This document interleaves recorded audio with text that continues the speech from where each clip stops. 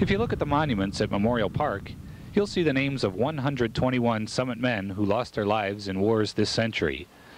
That they gave their lives for our country was certainly heroic, but their heroism becomes even more admirable when you know something about them. Jack D'Annunzio lived at 145 Morris Avenue. He graduated from Summit High School and was employed by Growers and Producers Company. He had served in the Army for a year and a half when he was killed in a boat during the invasion of the French coast on D-Day, June 6, 1944. Francis Scremente was killed in France less than 2 weeks later on June 18th at the age of 21. He was an infantryman who entered the Army in March 1943 and was sent to England that July. He also graduated from Summit High School. He worked for Swift Meats in Newark and also drove a cab. His father owned the Lackawanna taxi service in Summit.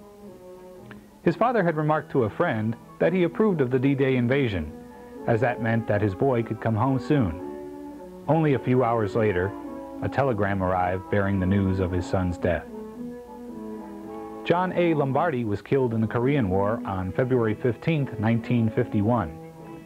He had lived in Summit at 10 Beekman Terrace for only a short time before being recalled to active duty in the Army in October of 1950.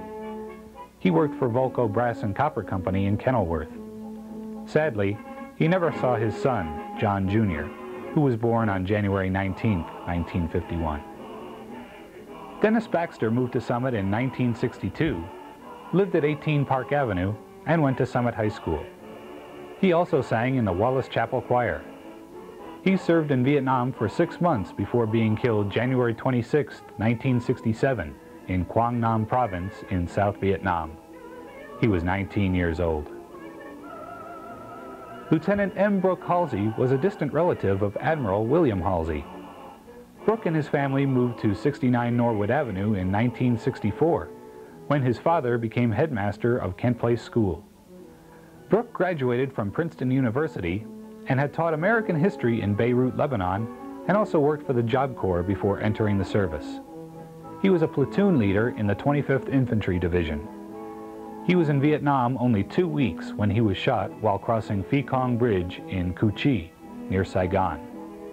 He died July 21, 1969, at the age of 24. With a trip through historical Summit, this is David Hawksworth for the Summit Report on TV 36.